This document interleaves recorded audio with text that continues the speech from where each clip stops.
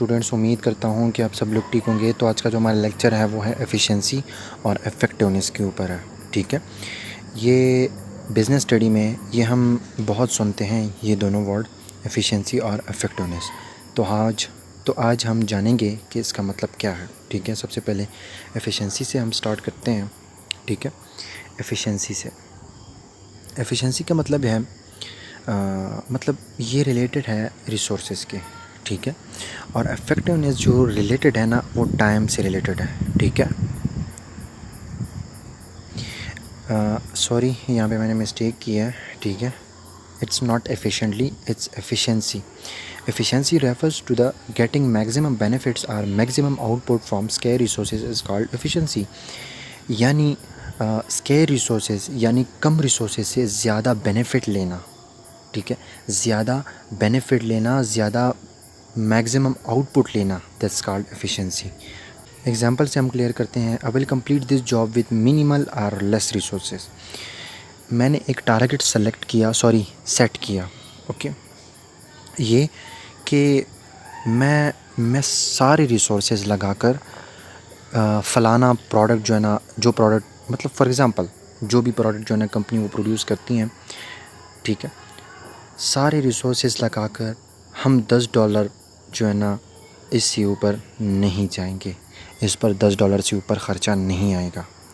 ठीक है, कंपनी ने टारगेट बना दिया। ठीक है, इस टारगेट सेट कर दिया ख़ुद के लिए। ठीक है, और इधर आया कंपनी का जो उस प्रोडक्ट पर जो ख़र्चा है, ठीक है, वो तकरीबन यानी कॉस्ट उस प्रोडक्ट का कितना आया, $9.5। ठीक, तो दैट्स मीन कि कंपनी ने जो है ना कुछ मेथड्स अप्लाई किए। ठीक है, उन्होंने क्या किया, उन्होंने स्केयर रिसोर्सेज का इस्तेमाल करके मैक्सिमम बेनिफिट लिया। ठीक है, और वो प्रोडक्ट पर वो लोग सेल करते हैं तकरीबन $15 या वटेवर जितने में भी। ठीक है, कंपनी का टारगेट तो ये था $10, लेकिन कंपनी ने प्रोडक्ट जो प्रोड्यूस किया वो 9.5 में। ठीक है, यानी लेस रिसोर्सेज उन्होंने इस्तेमाल करके, यानी एफिशिएंसी का इस्तेमाल करके उन्होंने प्रोडक्ट प्रोड्यूस किए।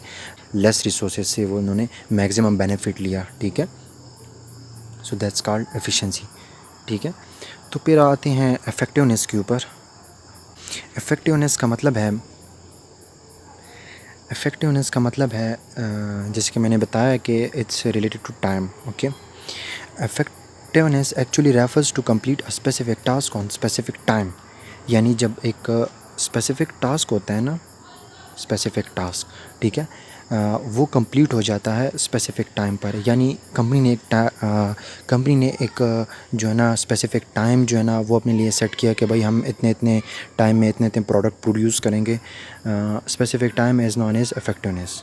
ठीक है, चलिए फिर से शुरू करते हैं। Effectiveness actually refers to complete a specific task on specific time is known as effectiveness. ठीक है, no matter how much cost will be incur, the only aim और focus is to complete target और task on specific time. ठीक है, definition से आप लोग को पता चल गया होगा कि इसका क्या मतलब है। ठीक है,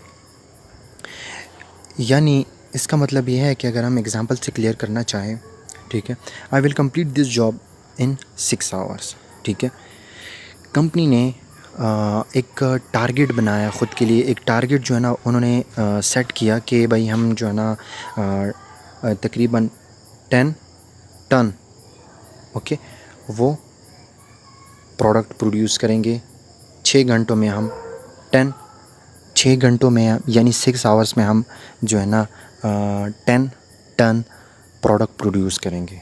ठीक है, अब अगर कंपनी ने जो है ना 5 घंटों में वो 10 टन जो है ना प्रोडक्ट प्रोड्यूस किए, सो दैट्स मीन कि ये इफ़ेक्टिवनेस यानी इफ़ेक्टिवली इन्होंने जो है ना प्रोडक्ट को प्रोड्यूस किए। ठीक है, अब अगर ये 6 घंटों से ज़्यादा लिए प्रोडक्ट ने, ठीक है, 7 घंटे लिए, ठीक है, या 6 घंटों से ज़्यादा लिए, सो दैट्स मीन कि ये इनका जो प्रोडक्ट है, उनकी जो प्रोडक्शन है वो कम है, तो फिर ये इफ़ेक्टिवनेस में नहीं आएगा। ठीक है, इफ़ेक्टिवनेस में आएगा उतना जितना आपने टारगेट सेलेक्ट किया, और इसमें कॉस्ट जो है ना वो मैटर नहीं करता।